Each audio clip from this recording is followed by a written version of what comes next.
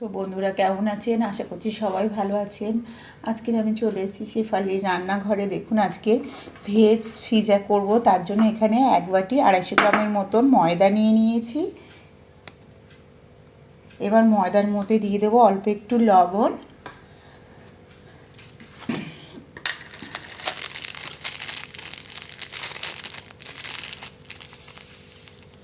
আর এর সঙ্গে দিয়ে দেবো 1 চিমটির মতন ইস্ট,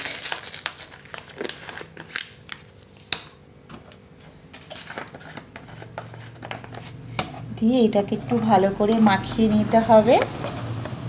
আর এর সঙ্গে দিয়ে দেবো 1 চামচের মতন সাদা তেল। রান্না হয় যে এই সাদা তেলটা রিফাইন তেল, 1 চামচের মতন দিয়ে দিলাম। দিয়ে এবার একটা ভালো করে ডো তৈরি করে নেব। তার জন্য এটাকে ভালো করে মাখিয়ে নিতে হবে। তখন দেখবেন যে ময়দাটা এরকম করে ধরলে একদম মুঠো হয়ে যাচ্ছে, তখন মনে করবেন আমার মেশানোটা ভালোভাবে হয়ে গেছে, ময়ামটাও হয়ে গেছে। আমি একটু জল দিয়ে দেব, জল দিয়ে একটা বেটার তৈরি করে নেব। অল্প অল্প করে জলটা দেবো যেন বেশি না হয়, বেশি হলে নরম হয়ে যাবে। তো বন্ধুরা আপনারাও পরিমাণ মতো দেখে দেবেন।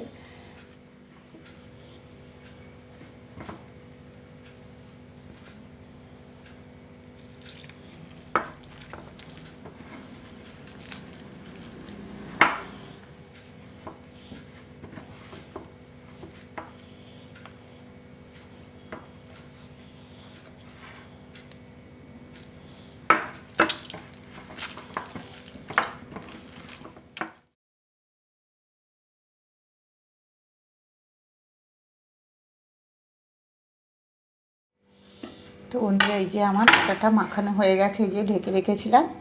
এবার আমি এটাকে আরেকটু মাখিয়ে নেব, নিয়ে একটা বড় করে একটা রুটির মতো বেলে নেব। একটু ময়দা গুঁড়ো ছিটিয়ে দেব, দিয়ে এটাকে একটু বেলে নেব।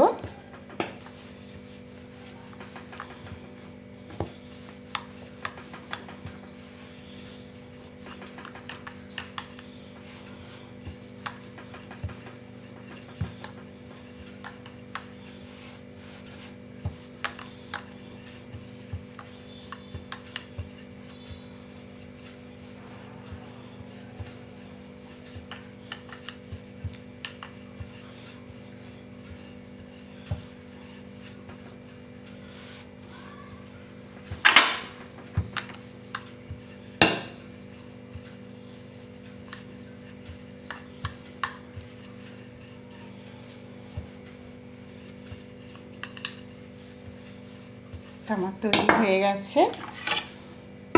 এবার আমি এটাকে একটা প্লেটে করে নিয়ে নেব।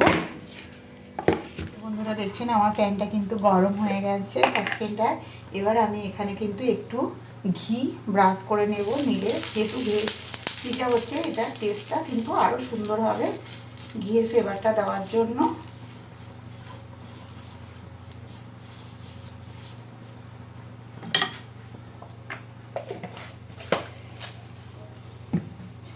এবার আমি এখানে যে রুটিটা করে রেখেছিলাম, রুটিটা কিন্তু দিয়ে দেব, দিয়ে হাত দিয়ে একটু চেপে চেপে আর একটু বড় করে নেব।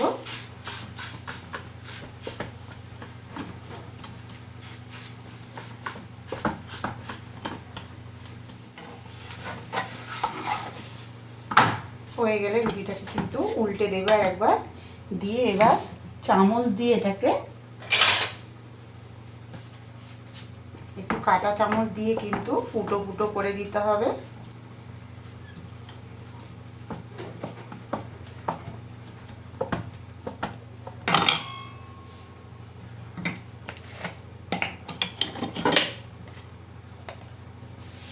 এখানে আমি আর একটু ঘি ব্রাশ করে দেব।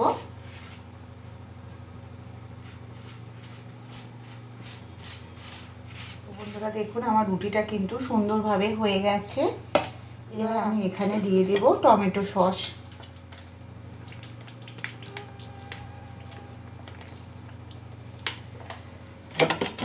টমেটো সসটা দিয়ে ব্রাশ করে নিতে হবে।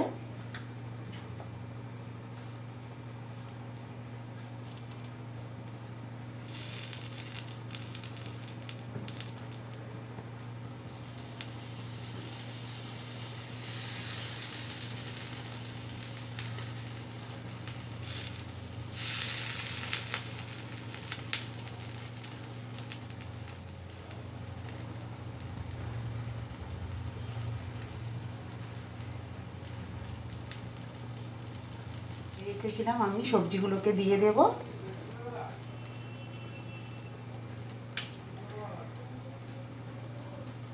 তো বন্ধুরা দেখুন, আজকে আমি শেফালি রান্না করে চলে এসেছি। এই যে আজকে ভেজ পিজা হচ্ছে, তার রেসিপিটা আজকে তোমাদের সঙ্গে শেয়ার করছি। তো রেসিপিটা কেমন হলো কমেন্টে অবশ্যই কিন্তু জানিও।